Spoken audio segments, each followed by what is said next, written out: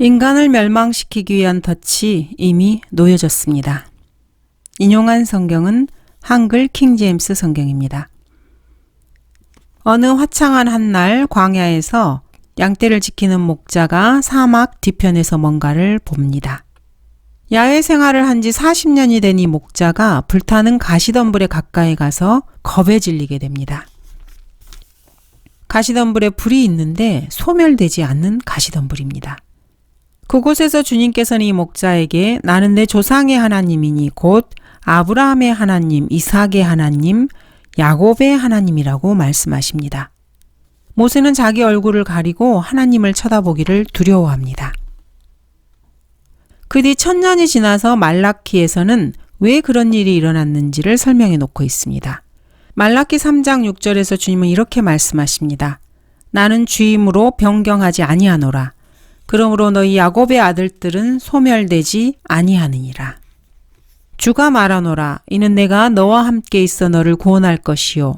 내가 너를 흩어버렸던 모든 민족들은 완전히 끝낼지라도 내가 너는 완전히 끝내지 아니할 것임이라. 그러나 내가 너를 공의로 바로잡으리니 너를 전혀 벌하지 않은 채 두지는 아니하리라. 이 목자는 성운, 성단, 은하수, 태양계를 만드신 그 하나님의 음성을 분명하게 육성으로 들었습니다. 이 영광의 주께서 이 목자에게 첫 번째로 말씀하신 것이 바로 이것입니다. 여기로 가까이 다가서지 말고 내 발에서 신을 벗으라. 이는 내가 서 있는 곳이 거룩한 땅이라는 말을 듣게 됩니다. 거룩한이라는 말씀을 하고 있습니다. 사실 이 거룩한이라는 말은 덫에 놓인 미끼입니다. 호렙산 곁 시내 사막에서 하나님께서 던지신 이 한마디 말씀은 그 뒤 5000년 동안 수십억의 죄인들을 해치워버리기에 충분한 말씀이었습니다. 덫 한 개로 40억 명을 잡는 것입니다. 그것도 거룩한이라는 말 하나로 말입니다. 사실 성경에서 이 거룩하다는 말은 어떤 교회에 사용되는 말이 아닙니다. 성사나 코란, 마리아에게도 사용되지 않습니다. 성경은 한 조각 땅을 거룩하다고 부르고 있습니다. 어떤 단어가 성경에서 맨 처음 나올 때 사용된 의미가 그 후에 나오는 그 단어의 의미를 결정지어 줍니다. 예를 들어서 창세기 22장에는 사랑이라는 단어가 나오는데 이것은 아브라함이 이삭을 사랑한 것입니다. 하나님 아버지께서 아들 하나님을 사랑하는 그 사랑이 성경 전체에 흐르는 사랑의 정의입니다. 창세기 13장 13절에는 죄인들이라는 단어가 처음으로 성경에 등장합니다. 그런데 거기에 소돔인들이 나옵니다. 소돔인들은 사악하였고 주 앞에 극심한 죄인들이었더라. 성경에서 죄인들이라는 말이 처음 등장한 곳에 성적 변태자들이 나옵니다. 뉴스 매체에서 게이라고 부르는 그것을 성경에서는 죄인이라고 부르고 있습니다. 처음 언급된 죄인들이라는 말이 바로 동성연애를 가리키는 말입니다. 성경은 성경으로 그 단어의 뜻을 정의 내립니다. 그런데 성경에서 거룩한이라는 단어가 제일 처음 사용된 것이 바로 시내반도에 있는 한 조각 땅에 대한 말입니다. 그렇다면 이 구절을 본 사람들은 어떻게 하는 것입니까? 이 구절을 성경에서 없애버리고 싶어 합니다. 어떻게 이런 말이 있을 수 있느냐고 생각합니다. 하나님께서 어떻게 개인의 귀에 들리도록 말씀하실 수 있는가? 하나님께서 어떻게 사람의 모습으로 사람에게 나타나실 수 있는가? 하나님께서는 사람에게 무엇이 거룩하고 무엇이 거룩하지 않은지 어떻게 말씀하실 수 있는가? 하나님께서는 땅의 권리 증서에 어떻게 관심을 갖고 계실 수 있는가? 누가 21세기에 이런 것을 믿겠습니까? 성경에서 거룩하신 아버지라고 불리신 유일한 분은 예수 그리스도의 아버지뿐입니다. 거룩한이라고 무엇이 불리는 것입니까? 가나안 땅에 있는 한 도성이 거룩한 성읍이라고 불렸습니다. 그 성읍을 거룩하다고 부르신 바로 하나님께서 다시 그 성읍을 소돔, 이집트라고 부르시고 있습니다. 종교적인 함정, 덫입니다. 함정이 아니면 무엇이겠습니까? 성경보다 더 기만적인 책이 존재할 수 있습니까? 그 누가 소돔보다도 더 도덕적으로 더러운 도시로 성지순례를 떠나고 싶겠습니까? 세상 그 어떤 바보 같은 그리스도인이 수백 년 동안 하나님의 선지자들을 죽이고 하나님의 아들을 쫓아내고 그리고 죽인 도성을 거룩하다고 부를 수 있겠습니까? 그러나 이러한 모든 것에도 불구하고 하나님께서는 그 도성을 자신의 신부요 사랑하는 도성이라고 부르십니다. 너를 지으신 분이 내 남편이니 만군의 주가 그의 이름이며 너의 구속주 이스라엘의 거룩하신 분이라. 그가 온 땅의 하나님이라 칭함을 받으리라. 내가 거절당했을 때 주가 버림받고 영안에서 슬퍼하는 여인같이 젊은 아내같이 너를 불렀노라. 내 하나님이 말하노라. 여호와 하나님의 아내로 언급하고 있습니다.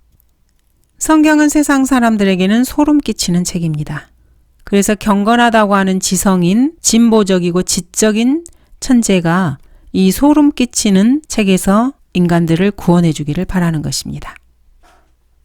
소돔, 이집트라고 불리는 도시가 어떻게 해서 거룩하단 말입니까? 그런데 이 목자는 자기가 거룩한 땅에 서 있다는 말씀을 듣습니다. 이 동일한 땅에서 이 목자는 60만 명이 넘는 노예들을 함에게 속한 땅에서 데리고 나가는 것이 자신의 임무라는 것을 알게 됩니다. 함의 땅에서 철수하고 카나안의 땅을 취하라는 임무를 받게 됩니다. 이것은 사실 인종 차별일 뿐만 아니라 인종 말살입니다. 하나님께서는 그 땅을 이스라엘 민족에게 주셨습니다. 모세의 군대들의 대장에게 이런 명령이 떨어졌습니다. 그들은 칼날로 성읍에 있는 모든 것을 완전히 멸하였으니 남녀노소와 소와 양과 나귀라. 그리하여 여호수아가 산지와 남쪽과 계곡과 샘들의 모든 지역과 그 모든 왕을 쳐서 하나도 남기지 아니하고 호흡이 있는 것은 모두 완전히 멸하였으니 이스라엘의 주 하나님께서 명하신 대로 하였더라. 그런데 이 성읍들의 모든 탈취물과 가축을 이스라엘 자손이 자신들을 위하여 전리품으로 취하고 모든 사람을 그들이 칼날로 쳤으니 그들이 호흡이 있는 자는 하나도 남기지 아니하고 멸할 때까지 하였더라. 주의 군대의 대장이 여호수아에게 말씀하시기를 내 발에서 신을 벗으라. 내가 서 있는 것은 거룩함이라 하시니 여호수아가 그대로 하더라. 거룩하다고 불린 땅이 두 군데가 됩니다. 사도행전 7장 30절에 천사 그리고 여호수아 5장 13, 15입니다. 이 거룩하다고 하는 땅에서 3,000명이 살해되었습니다. 50만이 넘는 사람들이 두 번째로 거룩한 땅에서 살해되었습니다. 하나님은 사랑이시고 너희 원수들을 사랑하라고 하셨는데 좀 앞뒤가 맞지 않은 황당한 내용처럼 들리지 않습니까? 이 동일한 책에서 확평케 하는 자들은 복이 있다는 말씀을 하기도 합니다. 하나님은 사랑이시라고 말한 사도는 어느 날 예수 그리스도께서 유엔군을 짓밟으시고 자그만치 2억 명이나 되는 사람들의 피를 흘려서 그 피가 말 곱비까지 차오른다고 말씀하고 있습니다. 동일한 책에서 이렇게 말씀하고 있습니다. 너희 원수들을 사랑하라. 화평케 하는 자들은 복이 있나니라고 하신 그분이 이렇게도 말씀하십니다. 너희 뱀들아 독사들의 세대야 어떻게 너희가 지옥의 저주에서 피할 수 있겠느냐. 그때 왕이 왼편에 있는 자들에게 말하기를 너희 저주받은 자들아 내게서 떠나 마귀와 그의 천사들을 위하여 준비한 영원한 불 속으로 들어가라. 사랑을 말씀하신 분이 이런 말씀을 하셨습니다. 그래서 세상 사람들은 이 끔찍한 책에서 자신들을 구해줄 누군가를 원하고 있습니다. 그래서 교황이나 마틴 루터 킹이나 헌신된 성녀 테레사가 나서는 것입니다. 요한일서 4장 8절은 사랑하지 아니하는 자는 하나님을 알지 못하나니 하나님은 사랑이라고 말씀하십니다. 또한 예수님께서는 마태복음 4장 44절에서 나는 너희에게 말하노니 너희 원수들을 사랑하고 너희를 저주하는 자들을 축복하며 너희를 미워하는 자들에게 잘해주고 너희를 천대하고 박해하는 자들을 위하여 기도하라고 말씀하십니다. 이 말씀을 하셨던 분이 신명기 21장 1절에서는 주 너의 하나님께서 차지하라고 내게 주시는 땅에서 살해되어 들에 엎드려져 있는 시체가 발견되었는데 그를 죽인 자를 모르면 너희가 요단을 건너 주 너의 하나님께서 내게 주시는 땅에 들어가는 날 너는 내게 큰 돌들을 세우고 그것들을 석회로 바르라고 말씀하십니다. 동일하신 분이 출애굽기 3장에서도 말씀하십니다. 히틀러식 홀로코스트를 말씀하시는 것입니다. 내가 확실히 아노니 어떤 능한 손으로도 이집트 왕이 너희를 결코 가게 하지 아니할 것이나 내가 나의 손을 뻗쳐 그들 가운데서 행할 나의 모든 이적들로 이집트를 치리니 그 후에야 그가 너희를 가게 하리라. 내가 이집트인들의 목전에서 이 백성에게 은총을 베풀리니 너희가 갈 때에 빈손으로 가지 아니하리라. 요한일서에서 사랑을 말씀하신 하나님께서 그 동일한 하나님께서 신명기에서 가나안 땅을 이스라엘에게 주시고 출애굽기 3장에서는 이집트인들을 재앙으로 치실 것을 말씀하십니다. 그런데 어떻게 해서 한쪽은 믿고 다른 자기 마음에 들지 않는 구절은 믿지 않는 것입니까? 이런 구절들도 있습니다. 내가 너희를 아버지께 고소하리라고 생각지 말라. 너희를 고소하는 사람이 있으니 너희가 소망을 두고 있는 모세라. 너희가 모세를 믿었다면 나를 믿었으리니 이는 그가 나에 관하여 기록하였기 때문이라. 그러나 만일 너희가 그의 글들을 믿지 않는다면 어떻게 나의 말들을 믿겠느냐? 왜 이런 상반된 내용이 성경에 기록되어 있고 왜 사람들은 자신들이 좋아하는 구절들만을 취사 선택하는 것입니까? 마태복음에 나와 있는 것은 타락한 인간의 성품에 호소하기 때문에 인간이 좋아하는 것입니다. 사랑을 말하는 요한일서 4장 8절도 마찬가지입니다. 그런 구절들은 사람들로 하여금 자신이 좋은 사람이라고 느끼게 해줍니다. 그러나 이사야 53장에서의 주 예수 그리스도의 고난과 요한계시록 14장에서의 사탄의 삼위일체, 마태복음 23장이나 25장에 들어가면 갑자기 거듭나지 못하고 타락한 인간의 성품으로 인해서 여호수아 3장에서 20장에 있었던 정복전쟁에서의 이런 전쟁과 함께 몽땅 다 없애버리고 싶은 마음이 드는 것입니다. 그래서 사람들은 그 구절들에 있는 단어를 바꾸든지 아니면은 문자적으로 실제 그대로 해석하는 대신에 은유나 비유로 해석을 합니다. 그리고 죄인들이 명철의 경지에 이르지 못해 아직 진화하지 못해서 이교도의 관습대로 행하였다고 그렇게 일축하는 것입니다. 세상을 더욱 살기 좋은 곳으로 만드는데 혈안이 되어 있는 종교적으로 착하게 살자 주의의 사람들입니다. 출애굽기 23장 22절에서 이렇게 말씀하십니다. 그러나 만일 내가 정말로 그의 음성에 복종하고 내가 말한 모든 것을 행하면 그때는 내가 내 원수들에게는 원수가 되고 내 대적들에게는 대적이 되리라. 내 천사가 내 앞에 가서 너를 아모리인들과 히딘들과 프리스인들과 카나안인들과 히위인들과 여부스인들에게로 데려가리니 내가 그들을 베어버리리라. 여호수아서 3장에서 9장에서 일어나는 대량 학살과 출애굽에서 이렇게 가나안 종족들을 베어버린다고 하신 이런 하나님께서 한 국가에게 다른 국가들을 죽이라고 실제로 지시하시고 실제 역사 기록으로 보존되었다는 사실을 사람들은 받아들일 수 없는 것입니다. 이들은 착하게 살자 주의자로 세상을 더욱 살기 좋은 곳으로 만드는데 혈안이 된 자들입니다. 그 결과 유대인 역사가나 탈무드 학자 중에서는 출애굽기나 여호수아를 있는 그대로 한마디라도 믿는 사람이 없습니다. 그래서 이스라엘이나 전 세계 유대인 회당에서는 이 구절들과 모순되는 내용을 가르칩니다. 그래서 이들은 신명기에서 하나님께서 모세에게 하라고 지시하신 것이나 여호수아에게 하라고 하신 것과는 자신들과는 상관이 없다고 생각을 합니다. 현대 유대인들은 토라에 대해서 말할 때도 모세오경을 인용하지 않습니다. 그러나 예수 그리스도에 따르면은 사실이 그렇습니다. 현대 유대인 랍비는 율법을 10계명에만 국한시킵니다. 돌판에 기록된 것에 있는 율법을 언급하기도 합니다.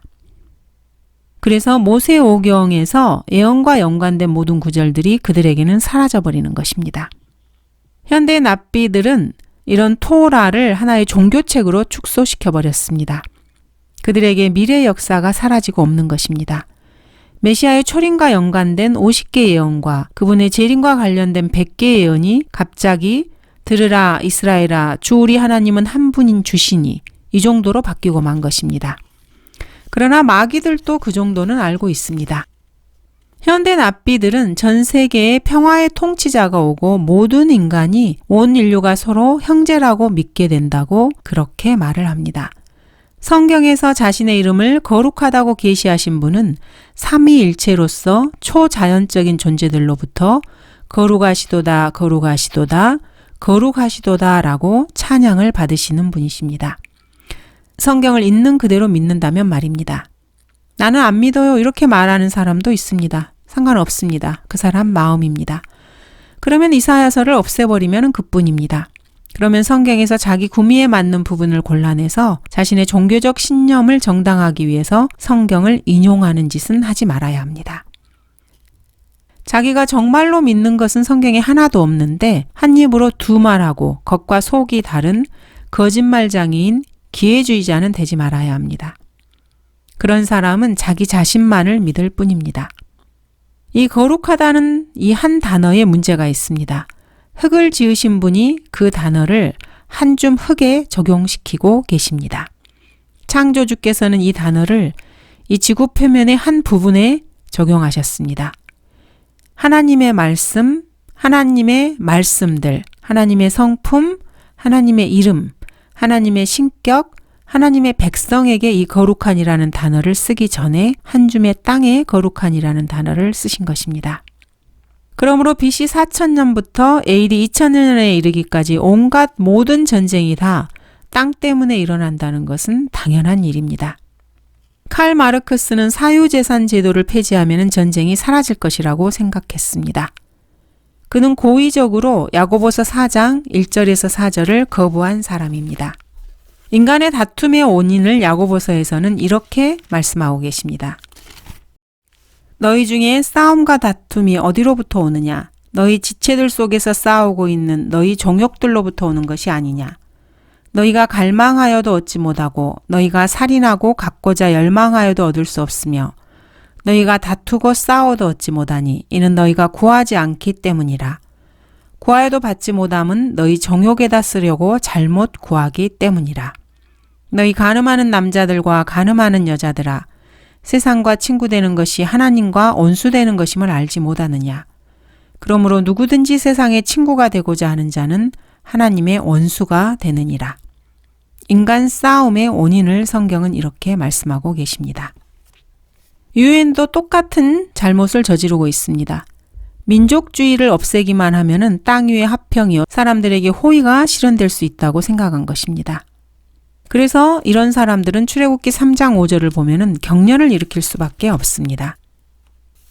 여기로 가까이 다가서지 말고 내 발에서 신을 벗으라. 이는 내가 서 있는 곳이 거룩한 땅임이니라. 인본주의자들이 이 말씀에 경련을 일으키는 것은 당연합니다. 인간은 죄를 멈추기 전에는 결코 전쟁을 멈출 수 없습니다. 전쟁은 이 땅에서 받는 죄에 대한 하나님의 심판이고 지옥은 다음 생에서 받는 죄에 대한 심판입니다. 죄가 없으면 전쟁도 없습니다. 유엔은 민족주의를 없애려고 함과 동시에 테러 국가들이 국가를 시작하는 것을 돕고 있습니다.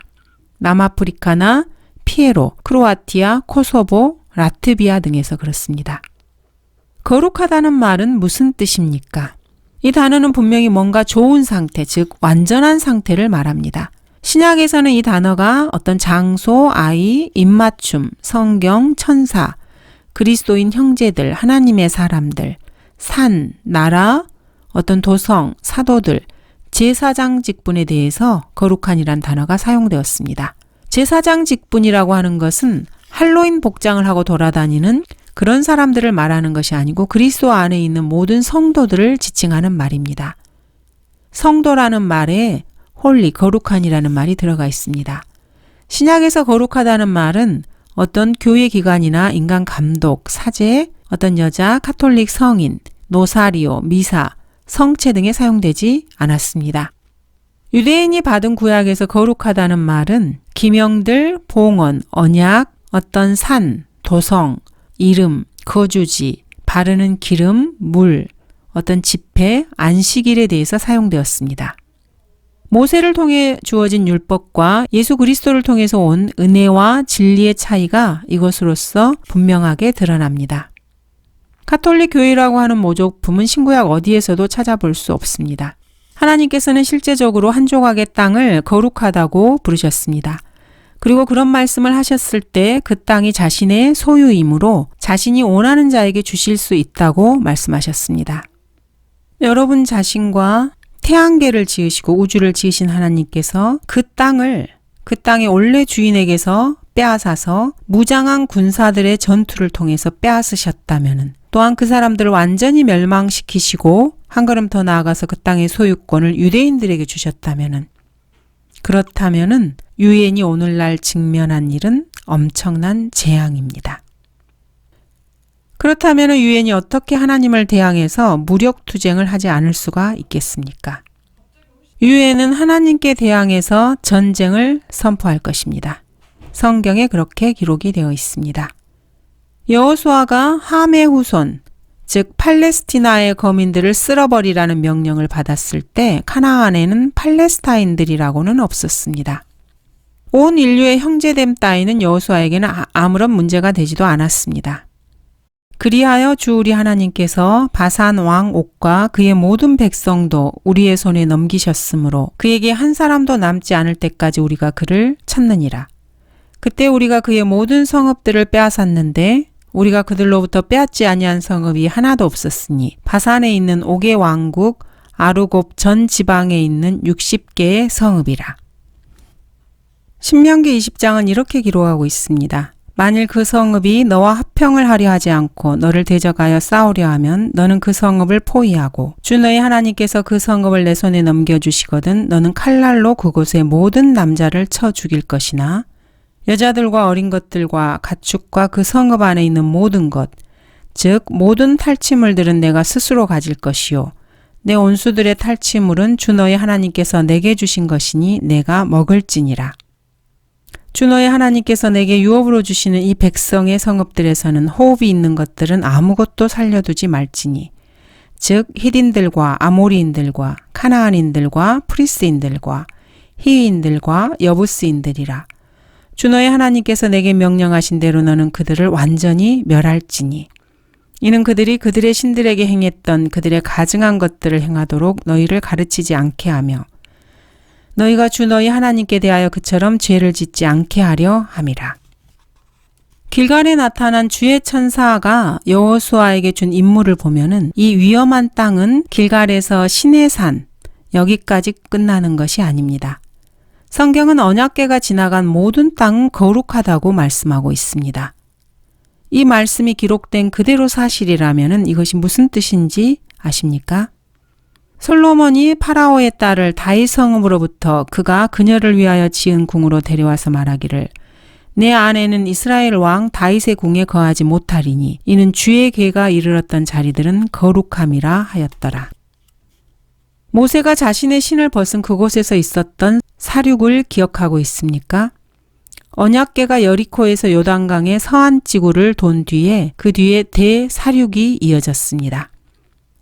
여호수아서 5장에서 9장 말입니다.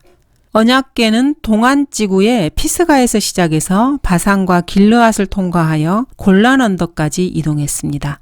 요단강을 건너 서안 지구를 지나 필리스티아인들의 땅을 통과해서 가자 지구에 이르렀습니다. 그리고 거기에서 또 다른 사륙이 일어납니다. 시내산에서 만들어진 언약궤는 예수 그리스도께서 위대한 왕의 도성이라 부른 그곳에까지 다다릅니다. 예루살렘 거룩한 도성, 평화의 도성, 그곳에 다다르게 됩니다. 자, 그렇다면 이 언약궤가 간 이곳에서 얼마나 큰 사륙이 일어나게 될지 한번 생각해 보시기 바랍니다. 언약궤가 바로 예루살렘에 도착한 것입니다. 유엔은 자신들이 원하는 세계 평화와 온 인류의 형제됨을 위해서 이 도시를 공격할 것입니다. 이 거룩한 언약궤는 바위사온 꼭대기에 도착했던 것입니다. 그 땅은 다윗이 금 600세켈을 주고 산 땅, 여부스인 오르난의 타작마당에 도착했습니다. 그 언약궤는 바로 그곳에 도착한 것입니다. 그곳이 바로 언약궤가 안식한 곳입니다. 안식의 7번째 천년기간은 언약궤가 그곳에 다시 안식할 때 비로소 오게 될 것입니다. 천년왕국이 말입니다. 구약을 기록하신 하나님에 따르면은 바위로 된 그 언덕은 거룩한 곳입니다. 그곳은 메카나 로마가 아니고 예루살렘입니다. 폭풍 속에서 속삭임을 들을 수 없듯이 메카나 로마에는 결코 성지 같은 것은 없습니다. 빌라도가 태어나기 400년 전에 이미 일어날 것이라고 기록된 것을 어떻게 인간이 피할 수 있겠습니까? 내가 모든 민족들을 모아 예루살렘을 대적하여 싸우게 하리라. 성읍은 함락되고 집들은 강탈당하며 여자들이 욕을 당하고 성읍의 절반이 사로잡혀 갈 것이나 백성의 나머지는 성읍에서 끊어지지 아니하리라. 은하계와 성은 성단을 지으신 바로 그분이 이 말씀을 하신 분이라면은 유엔군은 예루살렘을 이스라엘에게 주신 하나님에게서 그 땅을 빼앗기 위해 예루살렘에 군대를 파견할 것입니다. 이것은 결코 피할 수 없는 일입니다. 미래의 사건들을 기록하신 바로 그분이 알파와 오메가요 시작과 끝이신 분이십니다. 어떻게 그분이 실수할 수 있겠습니까? 역사를 공부하고 그 역사를 1500여 년 전에 걸쳐서 기록된 성경과 비교해 본 사람이라면은 그분께서 직접 말씀하신 것을 어떻게 무시할 수 있겠습니까? 성경의 기록 중에서 그 일이 일어나기도 전에 말씀하신 것이 정확하게 이루어진 것이 무려 100번이 넘습니다. 이것은 그 어떤 종교와도 비교될 수 없습니다. 베드로, 야고보, 요한, 바울 그리고 그들의 복음 전파로 핵심한 사람들은 모두 자신들이 죽은 뒤에 어디로 가는지를 알았습니다. 베드로, 바울, 모세, 엘리야는 그들이 언제 떠날지를 알았습니다. 그러나 다른 종교 지도자들은 그렇지 못했습니다. 다른 종교 지도자들은 역사를 다룰 수 없습니다. 이슬람교나 불교, 힌두교, 카톨릭 다 마찬가지입니다. 과거, 현재, 미래 역사 중 그 어떤 것도 언급하지 못합니다. 감사합니다.